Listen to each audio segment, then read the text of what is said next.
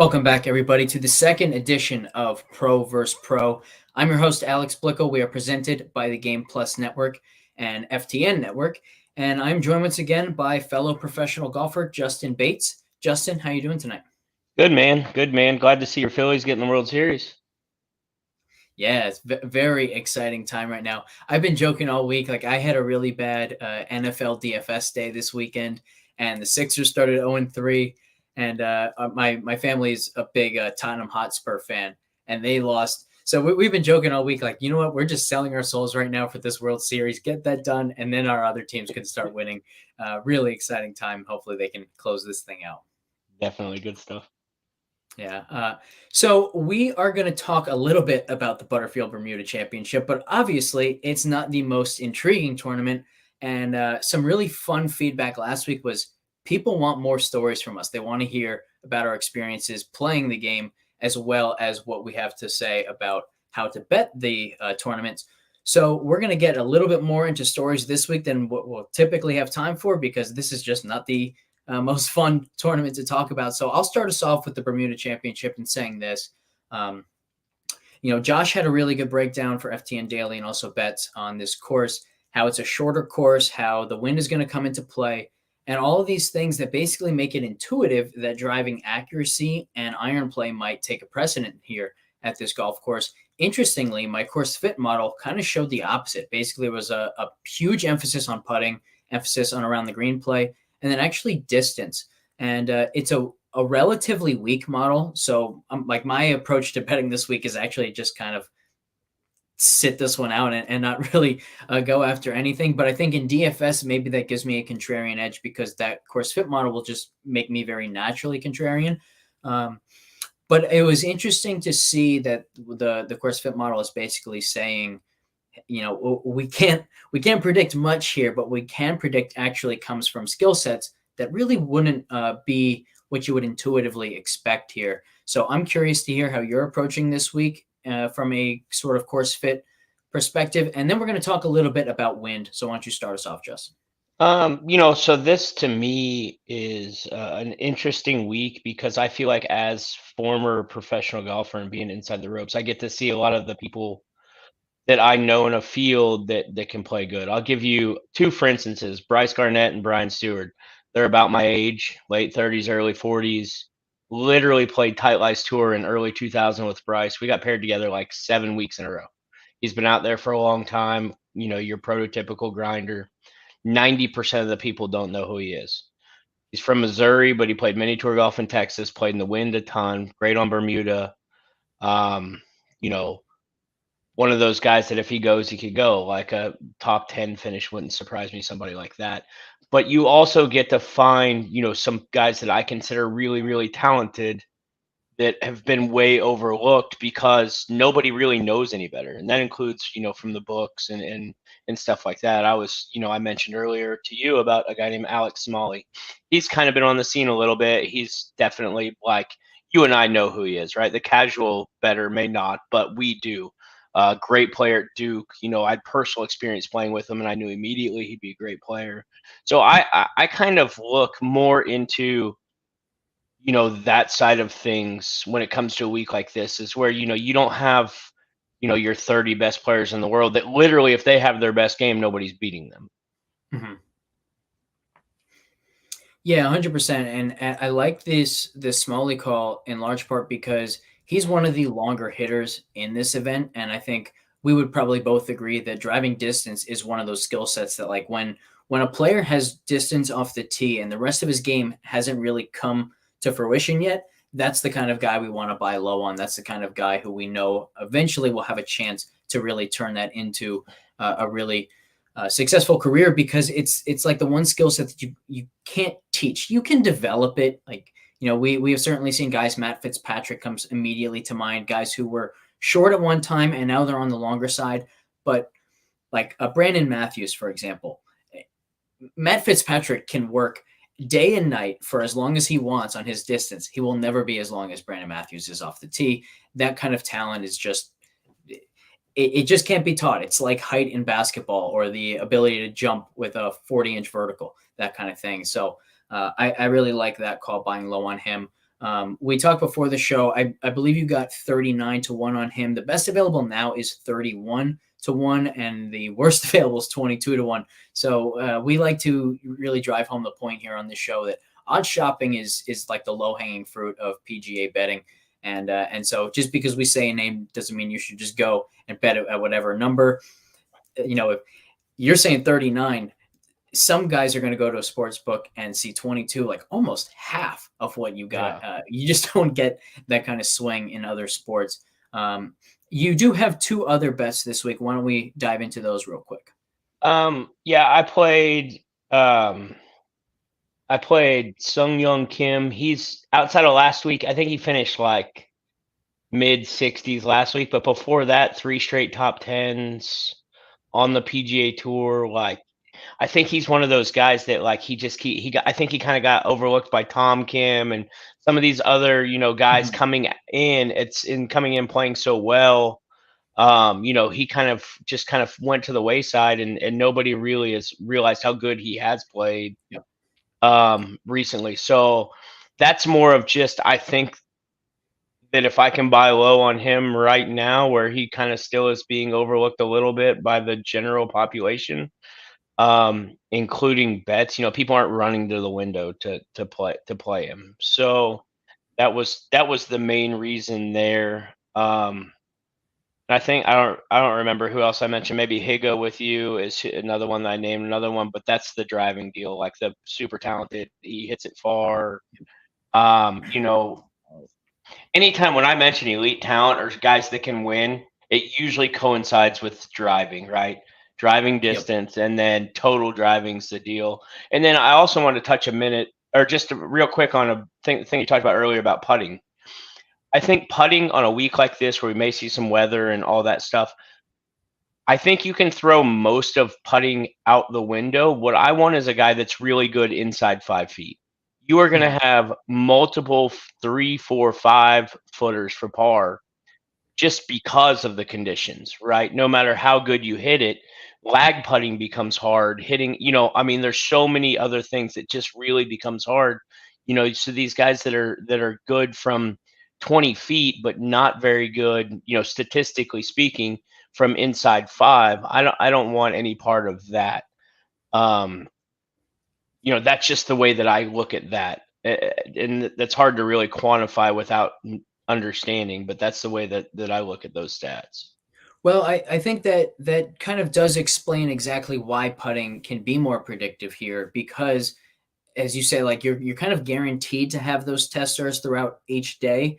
And so the sample size of, let's say, 6-foot putts that you're going to have this week might be higher than it is in a normal week. And the more putts you're hitting from that distance, the more likely you are to perform to your like true talent level in a week.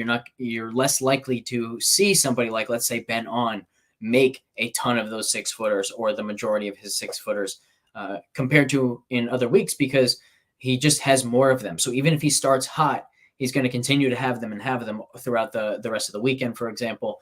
And so it's just going to be more difficult for him to have that spike week, because it's just the law of large numbers there in play. So I do think more so than you probably expected, like those two things actually go together as opposed to working counteracting each other. The last thing I want to talk about in terms of this golf course is wind, because that seemed to be like the main thing in Josh's breakdown was, at this golf course, we are always going to see wind. Wind is a little bit in the forecast again. So I want to know, first of all, when you're evaluating a tournament and you expect there to be wind, are you just kind of throwing out typical approach numbers? Are you just concerned with how guys have played in the wind in the past? Or are you saying, the best iron players are most likely to be the best wind iron players as well? I think that this is where I go. I reach back into a little bit of just my golf knowledge of this, but also I look at your typical places where you have wind a lot. This tournament you're going to have a lot of wind. San Antonio, you're going to have a lot of wind. Your Florida tournaments where you're going to have a lot of wind. And then, British Open, you're going to have a lot of wind. Obviously, it's not every year. but generally speaking, you're going to fight those elements. So that's kind of where I look. The problem this week is you don't see a lot of the same players that are in those big tournaments in this field. So you have to kind of go by, a lot of, for instance, Bryce Garnett. I know he played mini tour golf in Texas. I saw him play in the wind. I know that he knows how to control his flight, that he understands that side of things. So a lot of the experience side of that is important to me as well. That's kind of a perfect segue, because the next thing I want to talk about is, instead of looking at this through the lens of bettors, as a player, how did you treat windy conditions compared to regular conditions? I loved it. The harder a golf course played, the better. I mean, you saw it in Florida when I got through Canadian Tour School. The harder you can make a place, period, the better it is for me. A, because I putt really well inside 5 feet. Two, also I hit it nowhere. So I need it to play hard, because if you're gonna have to go shoot 63 where guys are hitting a wedge every hole, like I'm hitting 7 or 8 iron, and I just can't beat you. I mean, just pure. You could tell you the worst wedge player on tour is better than the best with a 7 iron. It's just the way it is. So, I loved it, and I grew up in Dallas, lived in Texas. Played college at a Division II school in Arkansas, but we played a ton in like Mississippi and throughout the windy South. The harder and the windier it was, the better it was for me personally, because I'm not overly talented. I'm not going to wow anybody by how far I hit it, or even how straight I hit it, for that matter. It's going to be more of chipping and putting. So that factor for me is huge, and that's my understanding of that part of the game. But yeah, I wish I could play in this event, because I mean, there's a guy like somebody like Brian Gay, like he could play good this week. He hasn't played anything but a Champions Tour event. Finished sixth last time out on the Champions Tour, 6,800 yards, hits his ball nowhere, doesn't hit it very high, but he putts so good. Like if he makes everything inside 5 feet, he's gonna be around. It's funny. I think at this point, like, I'm probably a polar opposite player as you. I too am a good putter, so we have that in common. But like, my strength is off the tee, and I can't remember how long off the tee I was when we played together, probably 6-7 years ago. But from that time, I've probably gained like 40 to 50 yards off the tee. Like, that distance off the tee and accuracy off the tee is now my strength. And so I feel like when I get into the wind, I'm still going to have that advantage. And then from an iron standpoint, I feel like there's less pressure to hit the ball close. And so I can just kind of aim at center of green and just hit green after green and not lose strokes with my irons. And because I'm driving the ball so well, now I'm in position to win. Like when I won the State Open last year at Philadelphia Cricket Club, we went to a playoff after 3 days at even par. So the tougher the scoring conditions, the better for me. I'm the same way, even though it seems like we kind of have totally different games at this point in our lives.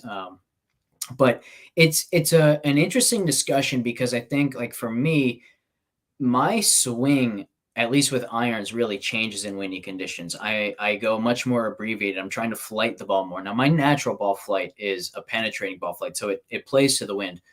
But it even changes with the wind. And so I'm always hesitant when I'm looking at like just pure iron numbers to say, okay, this guy's really good with his irons. That should translate into the wind. I think largely that is true. But I also know that, like, if I'm making different swings in the wind, then certainly you can at least make an argument that it's a different skill.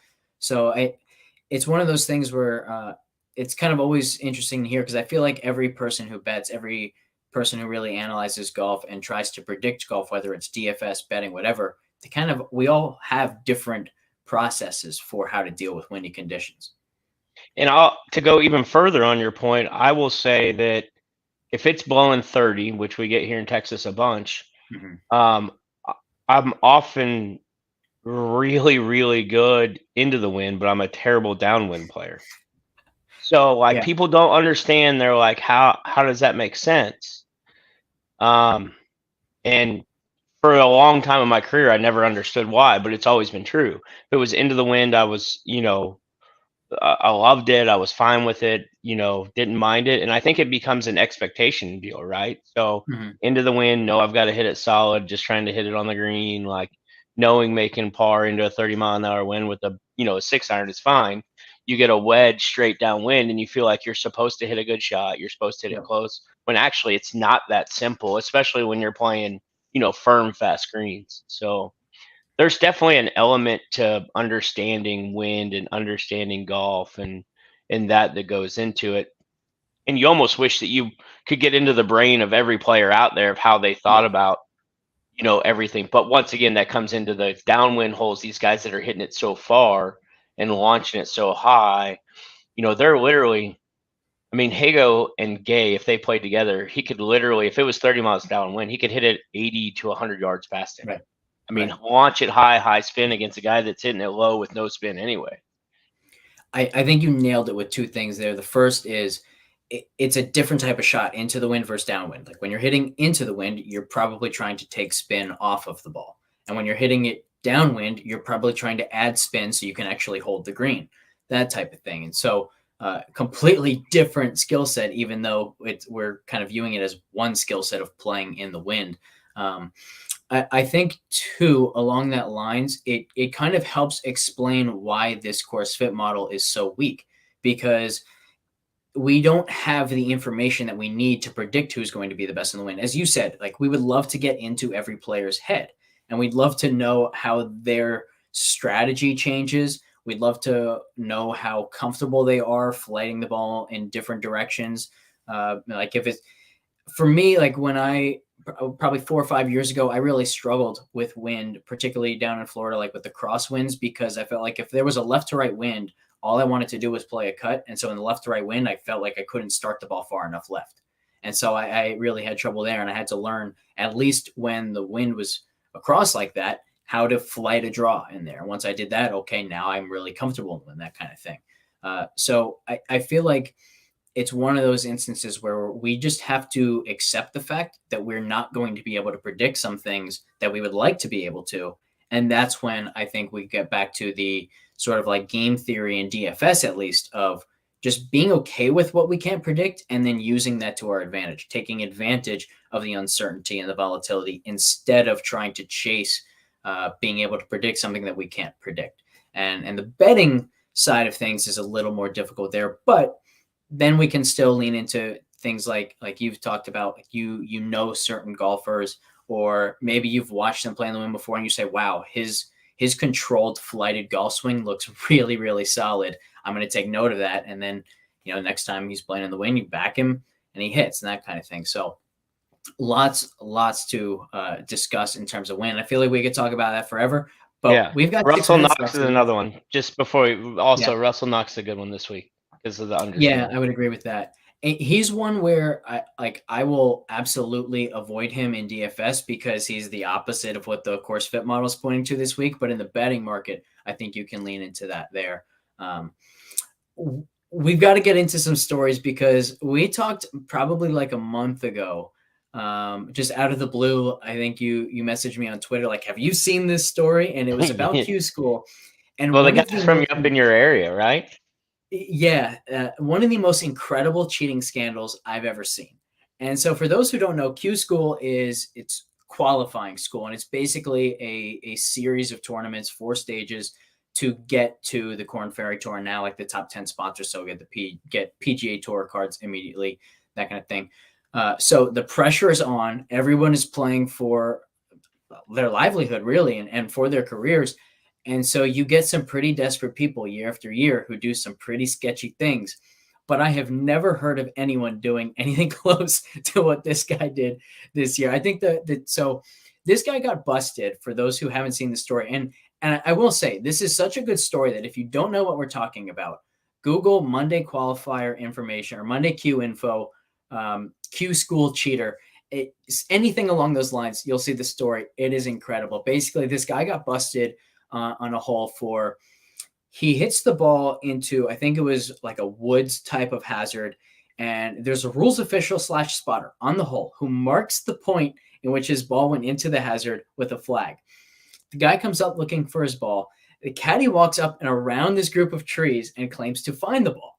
So the guy goes, hits, finishes the round, chips in on the last hole to get through the stage of Q School and onto the next round. And basically the rules official went back to the spot that he marked, found the original ball so they could prove that he had cheated. He gets disqualified. Amazingly, that was not the most aggressive way that he cheated. It wasn't even close. And trying to cheat on a hole that there's a spotter is already so incredibly stupid. But this guy on a hole with a blind approach shot hits his approach shot. He and his caddy like speed walk up the fairway so that before the other guys can even come across the hill and see the green, he claims to have found his ball in the hole. And he made it 2 on the hole. Just an absolutely unbelievable story. So, Justin, I first wanted to hear what your immediate thoughts were when you read that. My immediate thoughts was, man, I wonder if Alex knows this guy. And that's the truth, because I know he's from the same area. Man, my problem was, before knowing everything about this guy, right? The whole story about this guy's past and everything that's come to fruition since. It all, like, everything could have happened and been okay if done the right way, right? The problem is the hole that they found it around the corner, he went around to the other side to help the other guy find his ball because the guy had hit it, left, whereas he had hit it right. And like it all could have been believable until you listen to that podcast, and the guy is like literally the most self-incriminating. And then I felt bad. There was a point where I felt bad for the caddy, because I was like, maybe he didn't know. But then the more you looked into it, the more it seemed like he was in on it. Oh, 100%. Yeah. The caddy's the one who claimed to have found the ball on the other side of the tree. Yeah. So, I mean, so it's all just mind boggling to me that people would do this to, I mean, if you're struggling, I mean, I don't remember, was it first stage or pre-Q? It might have been pre-Q, right? I mean, it's like you've got a long way you've got a long way to go regardless. Oh, yeah. Yeah. And you're doing this already, and you're going to get further into, more and more serious as it goes. And the people you're playing with you're going to have more caddies. I know there were several years. Well, luckily I only had to go to pre-Q once, but there were several years, where like first stage, half the guys had caddies, but by second stage, everybody had caddies. Mm-hmm. And it's funny you mentioned going back to the PGA Tour. When I first started going to Q School, the top 25 got their PGA Tour card every year. Yeah. But anyway, so I didn't know I still don't know what to think. Like, I would like to know, like, how could you imagine being that dude's friend? Like, right.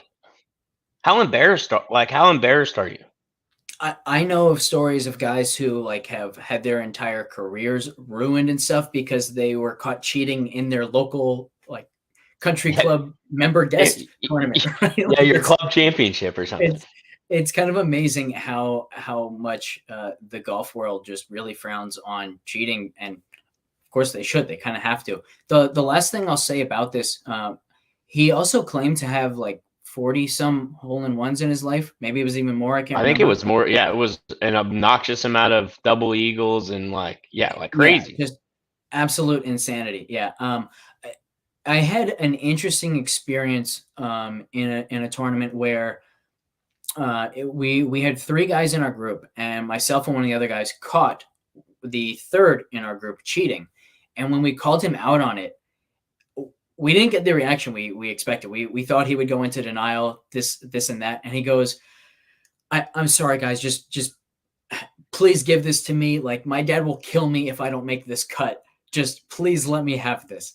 And we're just like, I don't, we had no idea how to react to that. Like, all of a sudden we felt bad for him, and we thought like, we're about to get in a fight. Like, we're going to finally do this. 'Cause I feel like everybody who has played mini tours or played Q School, we've all experienced at least one time where maybe it's a guy who is asking for a sketchy drop, this or that. And you really feel like this kind of total conflict of having to protect the field, but also you're playing with the guy. So you want, and so in this instance, like we had talked previously about like, this is when we're going to confront him and how, and we're going to stick up and we're not going to let him get away with this. And all of a sudden we both look at each other like, well, this isn't how I expected this to go. Yeah, right. What do I do now? Right. Yeah, But that's anyway, great. tell you what, time has flown through yet another episode of Pro Be Pro. We will be back for the Tournament of Champions January 5th. So long hiatus until then. Thank you to the Game Plus Network. Thank you, everybody, for tuning in, and to FTN as well. We will catch you in a couple months. Yep, sounds good.